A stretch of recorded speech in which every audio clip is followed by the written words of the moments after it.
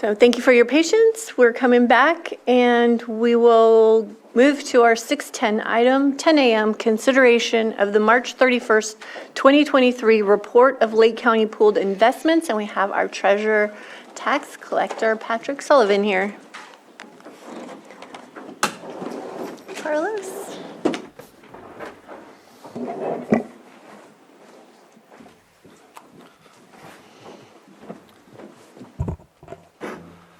Good morning, Board. Patrick Sullivan, Treasurer Tax Collector. I'm here with Carlos Oblitos from Chandler Asset Management, and he can do the presentation.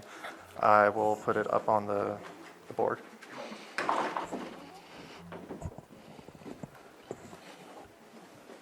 So we're in May now, and I think sorry. It's true. It's moving fast for you too. I apologize. My head's spinning just on that statement alone. First of all, I just wanted to tell you, those young people that were here earlier, I do finance for a living, but I have to present it to a lot of public boards and a lot of public speaking. It's really hard to do public speaking. I have not seen a group of so well-spoken and professionally prepared kids like those kids were. They were fantastic. I was impressed. I wanted to tell you that. Maybe, Patrick, if we go to page 11, maybe we start with that one. So the Federal Reserve met last week and a half ago, and they raised interest rates yet again.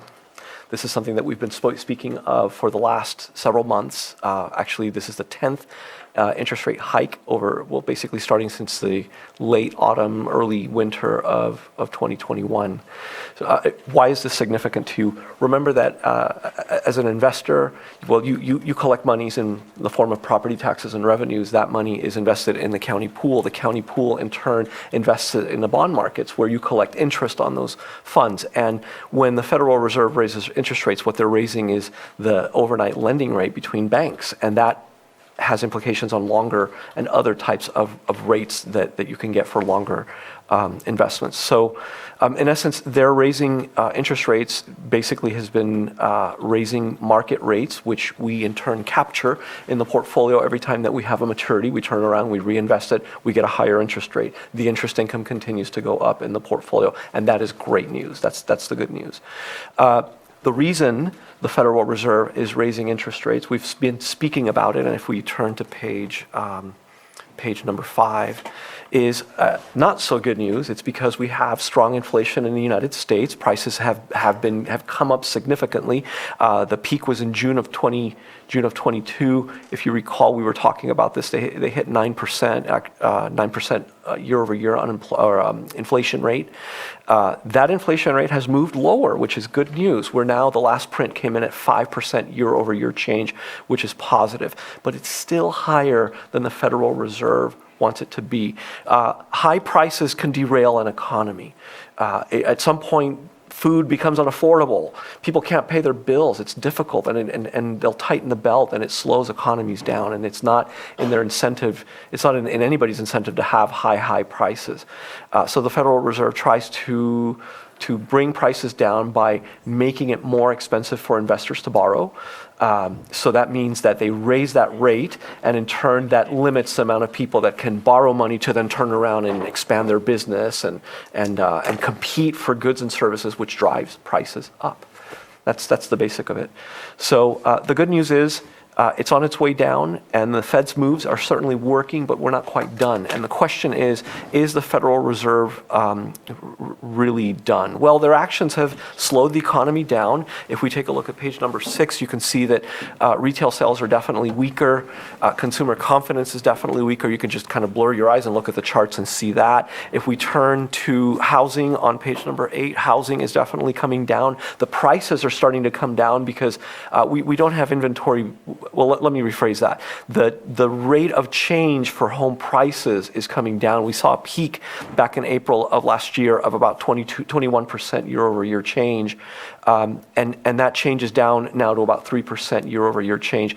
The prices haven't come down. They're just not growing as quickly as they were before. It's still very expensive. Affordability is difficult, but this is a direct result of more expensive borrowing. It costs more money to get a mortgage because the Federal Reserve is raising interest rates. So that pushes people out of the housing market. They're not able, it's too expensive to borrow, so they don't have the liquidity and the cash they can borrow to then turn around and compete for a house, which would drive the price of that home up. That's inflationary. So it's all tied in together. I will tell you that what this is doing, the rise in interest rates is slowing the economy down. If we look at page number 9, you can see manufacturing is now in contraction territory as measured by the Purchasing Managers Index. And when we look at gross domestic product, which is how the measure of how we grow our economy, taking a look at page 10, just take a look at the table on the left-hand side.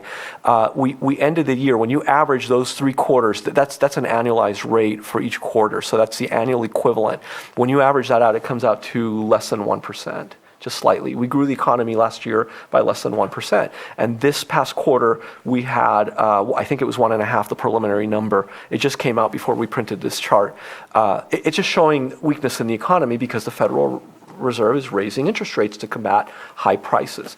Their fear is that the economy might slow down enough, but inflation stays really high. That's a condition that we last had back during the Carter years in the late 1970s. You may remember the term stagflation. That's the fear that they want to avoid that. That's really not good for an economy. In the meantime, what does it mean to you? Well, it means that rates are higher, which means that when you buy a new bond, that bond comes with a higher yield for you, which is good news. And that's what we've been experiencing.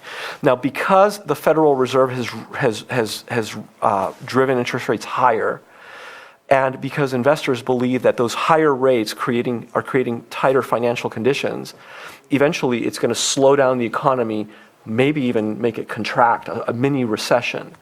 So investors, when they think that's going to happen, what they do is they start buying really longer bonds because they can lock into a higher yield, longer terms to pay you higher.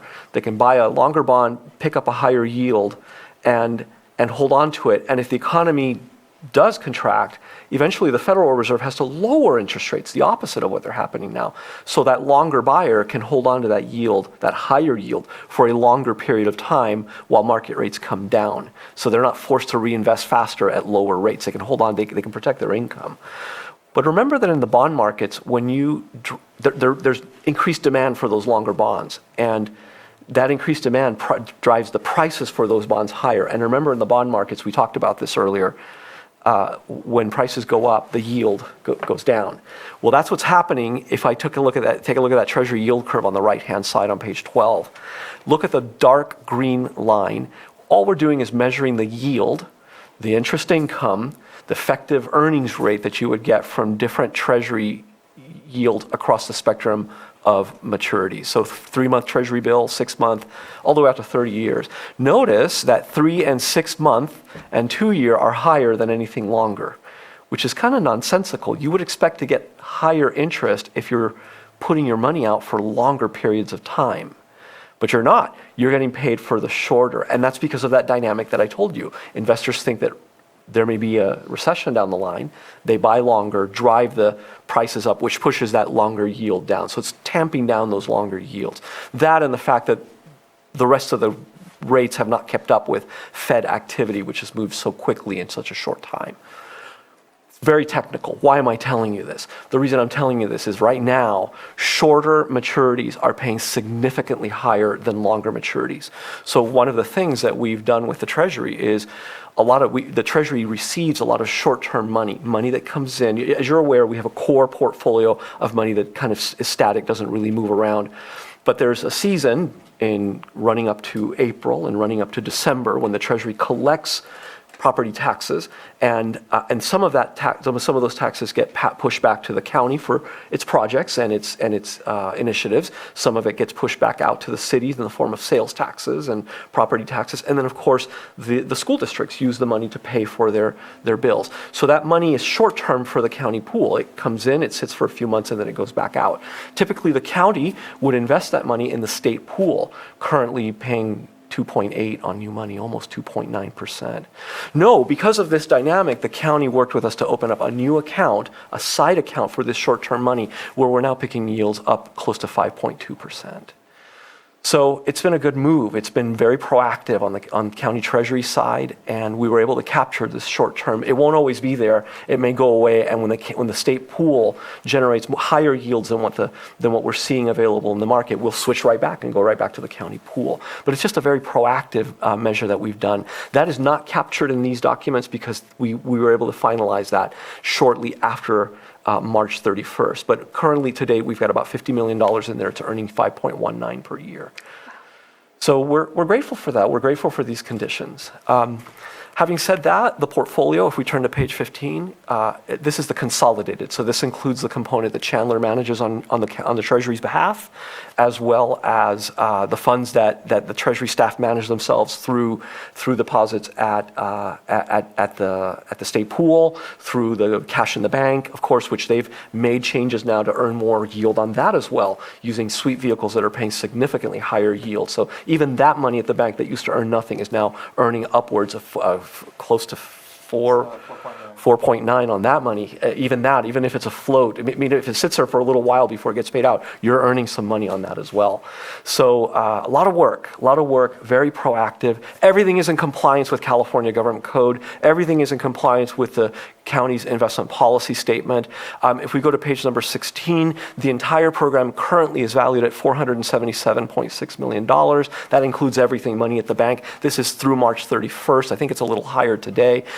When I average everything out, you're due to earn about 2.25 per year. That was as of March. That's gone up since March because of these new investments, picking up 5.19. Back in March, the reinvestment rate, so when we factor in the money that's in LAIF, in the state pool, that's local agency investment fund, LAIF, the bank, the portfolio of securities that we manage on your behalf, the reinvestment for that. So if new money came in, or if there was a maturity and we turned around and reinvested it like what we have right now, you would average somewhere around 4%. And that again is higher today. So that's good news. High credit quality, AA average. When you turn to page 17, you can see what you own on a global basis. Back in March, you had about 9, almost 10% of the funds were in the state pool. 22, so a little bit over, almost a quarter in federal agency securities. Those are agencies of the United States government and government-sponsored enterprises like Fannie Mae, Freddie Mac, Federal National Mortgage Association, so forth. These are agencies of the United States. You were lending remember you're a lender, it's the bond markets. When you buy a bond, you're lending. You were lending about a third of your money, almost a third, 31.3% to the United States government. About 16.7% in high credit quality corporate securities. You're very well diversified. You're very, very well diversified. When you look at the term structure of the portfolio, you've got investments that do go out to the 4-year range. Remember that the strategy that we developed with Treasury staff was to manage the bulk of the investments between 1 and 3 years. This includes the funds that we don't manage, so there's quite a bit up front, and that's, of course, money that was on the lead up to April 10th as monies were being collected. So you can see that green bar on the far left invested between overnight and 3 months. That was that run up. Those were funds that were coming in. When we look at the yield on the portfolio, page 19, it's been growing, which is great news. Having said that, let me pause there. There is one thing that we have our eye on that we think you should have your eye on as well. If you're listening to the news, there were 2 major events that have probably rocked everybody's world. The first was that we had a bank failure. Did I speak about that the last time I came in? I think so. Okay, so I won't spend too much time on that. Needless to say, there was an additional bank failure. It was First Republic for similar reasons. Their exposure, the majority of their depositors were rich people that made their money from tech. And the same thing that happened to all the tech companies that made Silicon Valley Bank, that put them in the situation they ended up in, well, it happened to First Republic as well. They were taken over and sold in pieces. So that's over and done with. The concern was that there's a spillover and lack of confidence to the overall banking environment in the United States. We're not seeing that. We're really seeing this mainly be restricted to smaller regional banks. You don't own any of those types of bonds in your portfolio. Any banking bonds that you have are going to be large, money center, huge banks with very well diversified depositors, and so we don't have any concerns there. But of course, we monitor. If we're buying a banking name these days, it has to be very compelling from a credit standpoint and also from a return standpoint.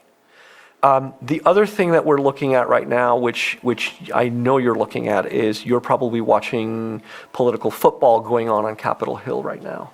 And what I'm referring to is the debt ceiling that the United States has reached, the self-imposed debt ceiling and the debate around raising it. So it's not to make a political statement as to which side is right or wrong. I just want to, the meeting I just had with the Treasury staff, we all agree that it's like playing chicken with a couple of Lamborghinis. There's a lot at stake here.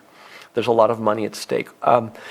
If we don't address this debt ceiling issue, the United States government will not have the ability to borrow on the short term like it does, because they're not able to incur more debt, which means that they will not have seasonal liquidity to make debt service on its obligations. So these treasury bonds that you and the rest of the planet own might be in technical default. That's the concern. That would be the first time that the United States government would default on its debt in its entire history of over 250 plus years. It would be significant. We don't know. We would be in uncharted territory. So the stakes are high. We've been here before. It happened in 2011. We're here today. So there's a lot. There's an incentive. The Chandler view is that there's a large incentive for the parties to come together and make an agreement on what that debt ceiling needs to look like, and there's going to have to be some give and take. They can't ignore it.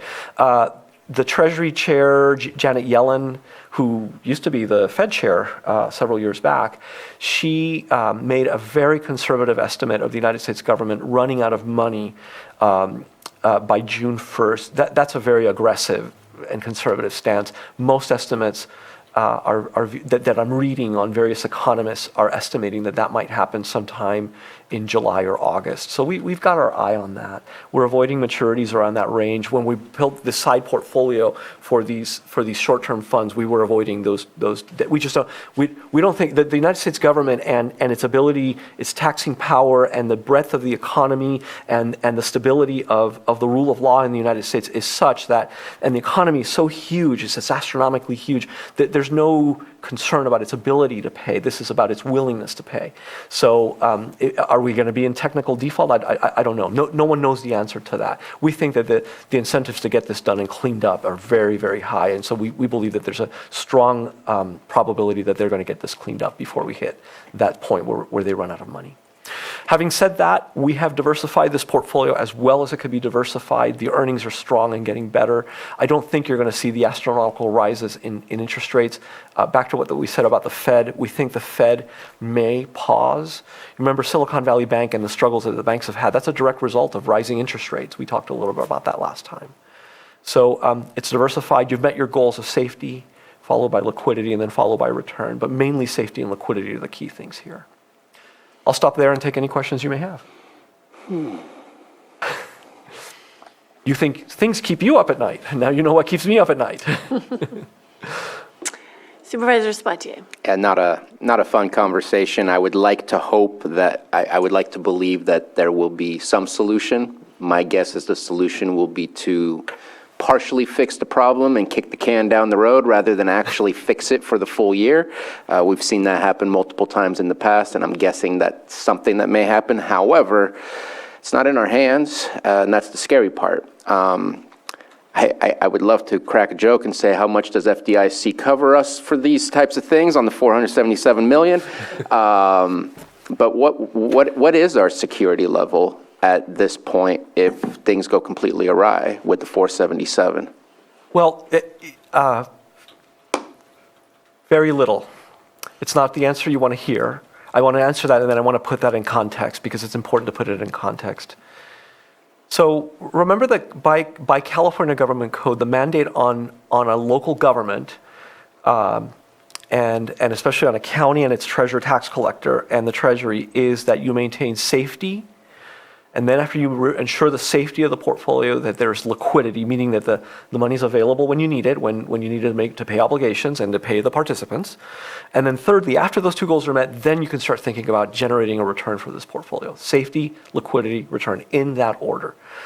The way that that is mainly achieved is, number one, by following California government code. California government code is very restrictive. It really has you invest in the safest of investments that are available to any investor on this in the investment world.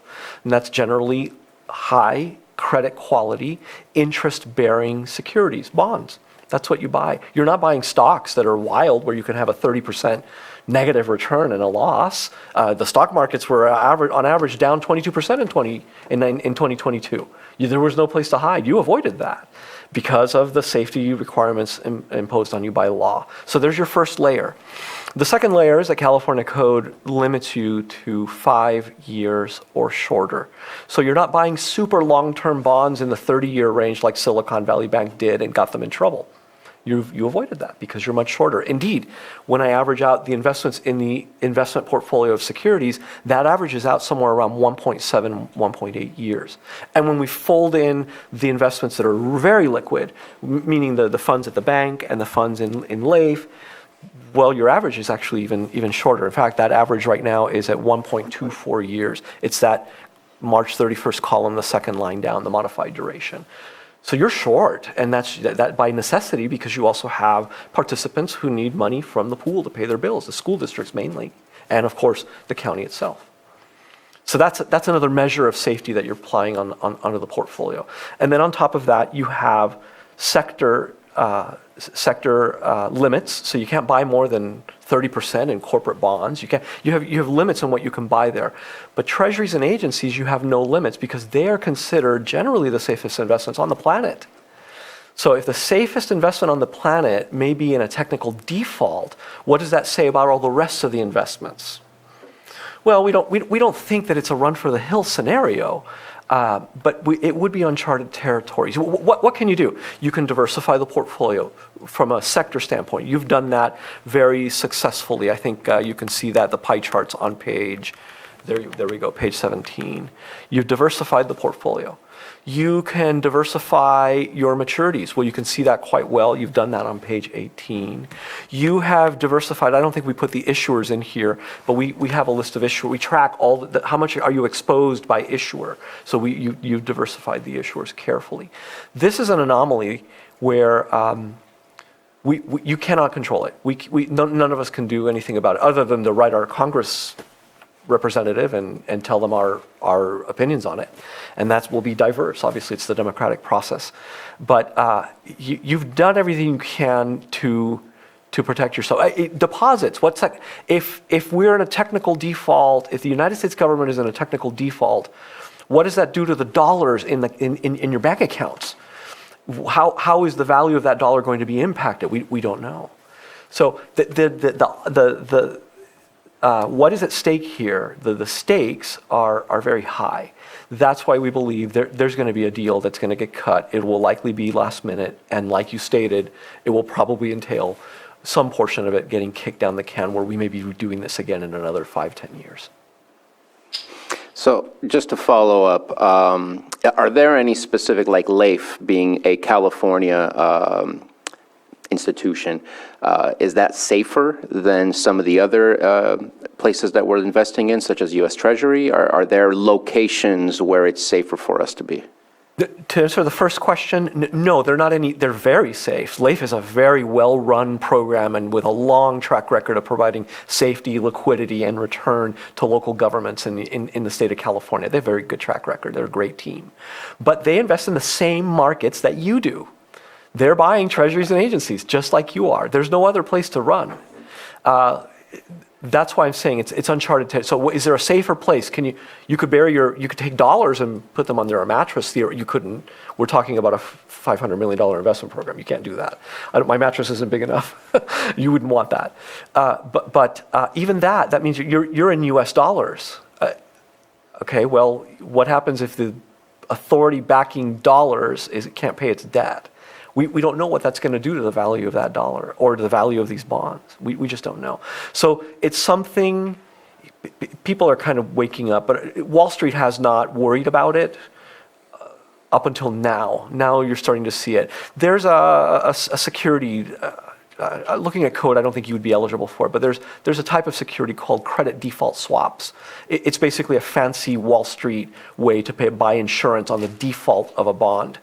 The cost to buy those have gone up significantly just for those maturities when people anticipate that the government will run out of funds, and just in case they don't come up with a new debt ceiling for it. So it's interesting. If you look at the longer bonds, their value has not, the cost to insure that has not gone up. It's been pretty steady. People are just worried about that window because they know that at some point a deal will get made. And if it's a technical default, likely it'll be that debt service might get delayed. That's a delay of debt service. We're not in the business of delayed debt service. The county needs to get paid when the county is owed. That's kind of how it works in the capital markets. When an investor puts money in, you get paid when the money's due. So a delay is not a good thing, but that's what people are really worried about right now. So just my last question, and I'm not intelligent in comparison to your knowledge on this kind of stuff, but as investments mature, are other counties choosing not to reinvest at this moment in time to kind of say, let's hold off and see what's going to happen? Or is it automatically being reinvested? What are other counties doing?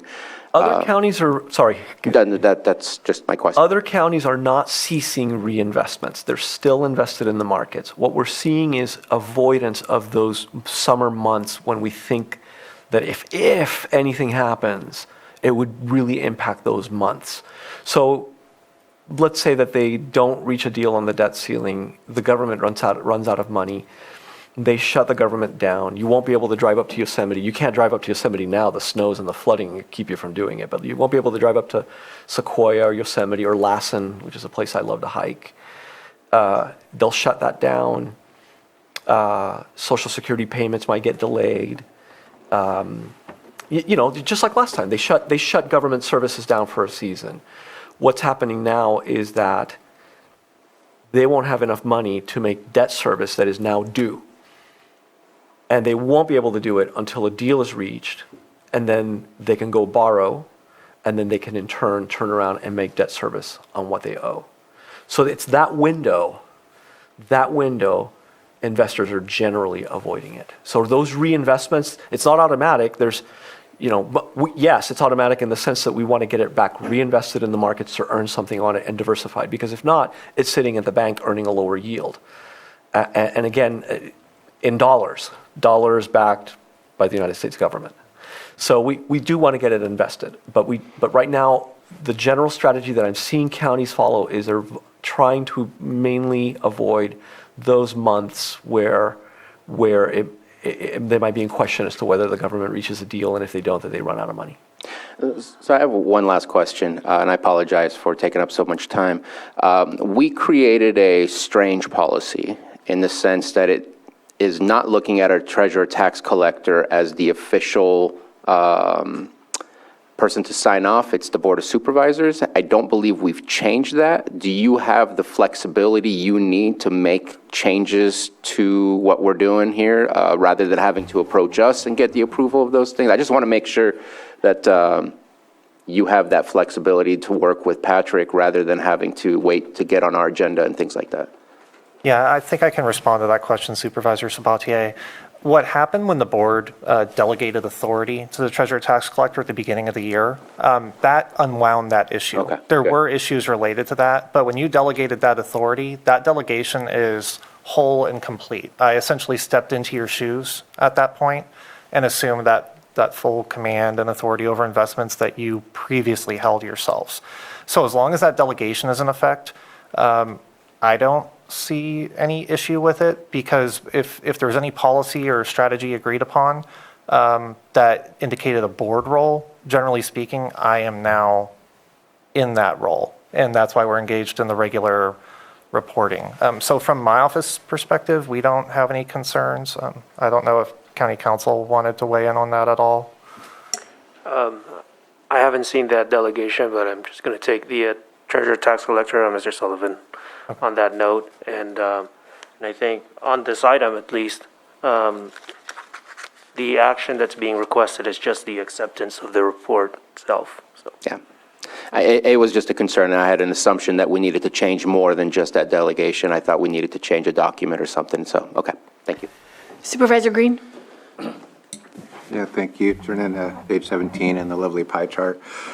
So it sounds like you're reporting that, although not reflected in the last quarter report before us today, there's going to be an increased U.S. Treasury to take advantage of the short-term interest rates.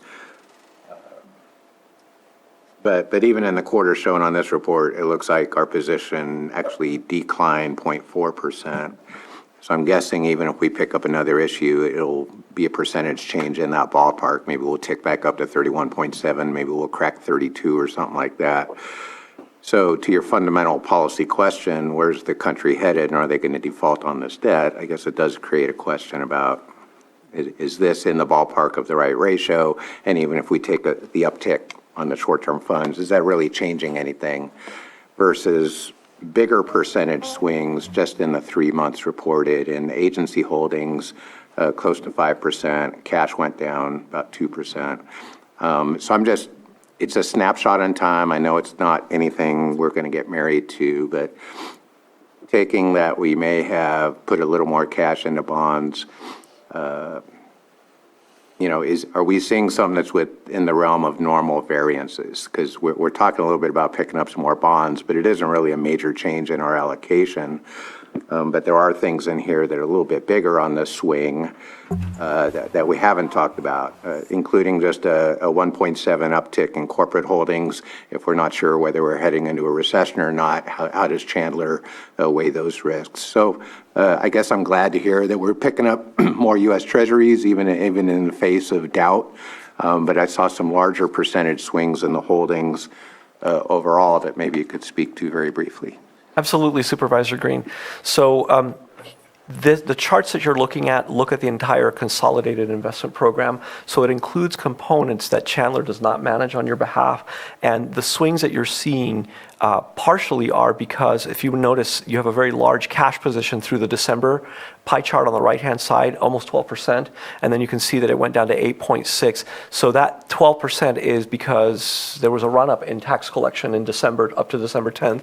And then it takes a period of time for some of those payments to get passed through to the participants and so forth that we talked about earlier. So that will shift the overall picture around. And then similarly, in March, there's a run-up to cash collection up through April 10th. And so that will shift those percentages around.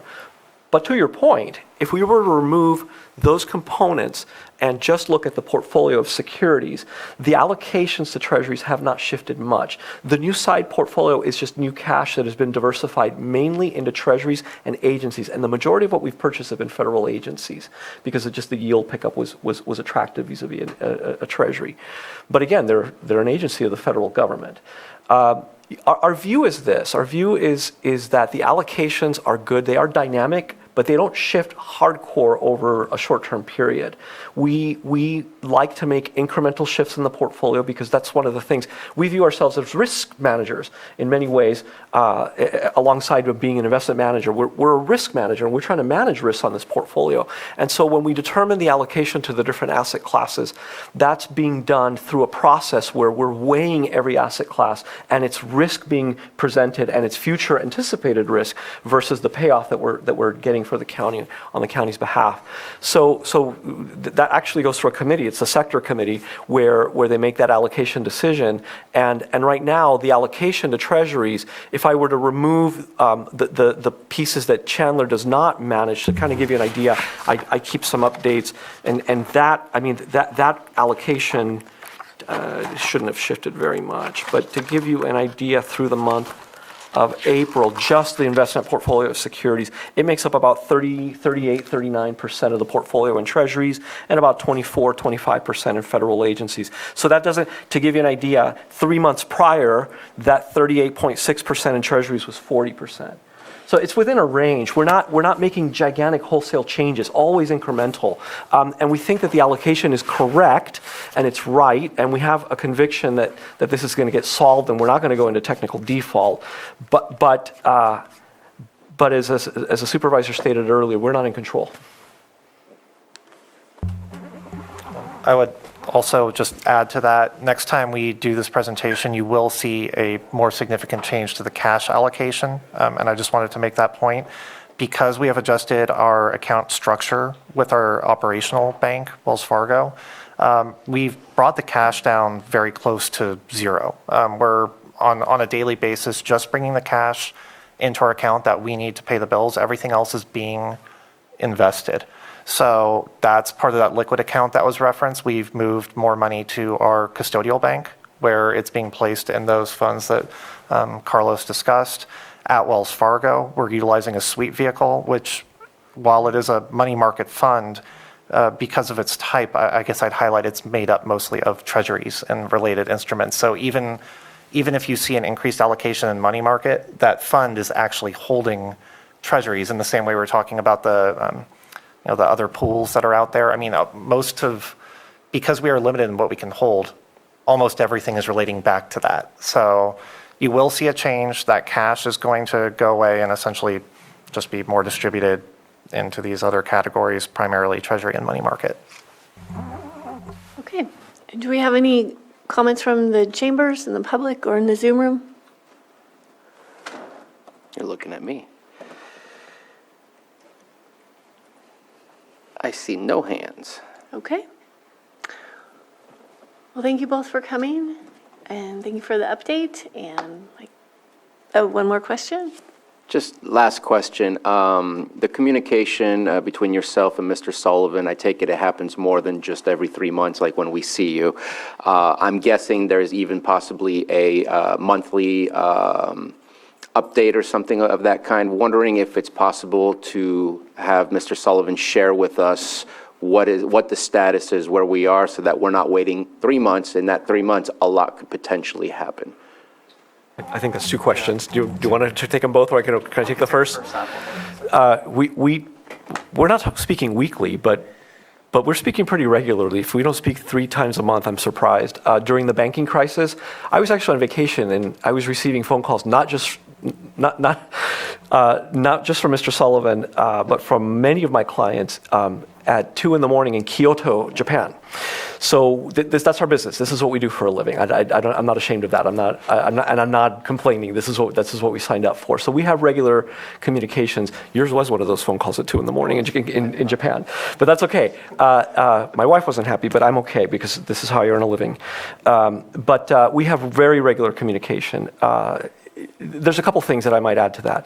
The Treasury and the Treasurer Tax Collector can track what our activity is on a daily basis. There's a portal that he and his staff have access to where they can download and see what all the transactions have been for the day, what the current positions are.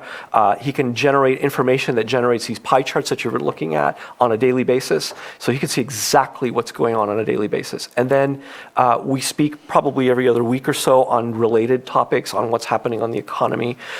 We have a month-end statement that shows what's happening as of the official month-end so that his Treasury can book earnings and book all the positions and know exactly where they stand as of month-end. And then, of course, we have a meeting before this meeting where we go into much greater detail than what we're discussing here to kind of figure out the trends and make sure that we're communicating to you. So yes, the answer is there's a lot of communication.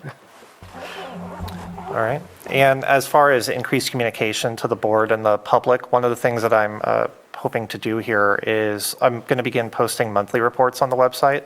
Other counties have done that, so you'll be able to view the monthly reporting at a kind of a faster pace. If you ever have any questions, anyone's welcome to reach out to me, and I can expand in more detail. And if I don't have the answer, I can obtain it. But yeah, I'd like to increase the transparency of reporting and make those documents available, and that may help provide some insight into what's happening between the larger quarterly reports. Okay, thank you. And go ahead. I was going to wait. It would be nice to have a motion to accept the report when you're done, when you're ready. Oh, right. So moved. Second. All in favor? Aye. Opposed? Okay. And feel free to come back if things get hairy in the next couple of months or before the next meeting. Thank you, All right, Supervisors. thank you. Thank you. Thank you. Okay.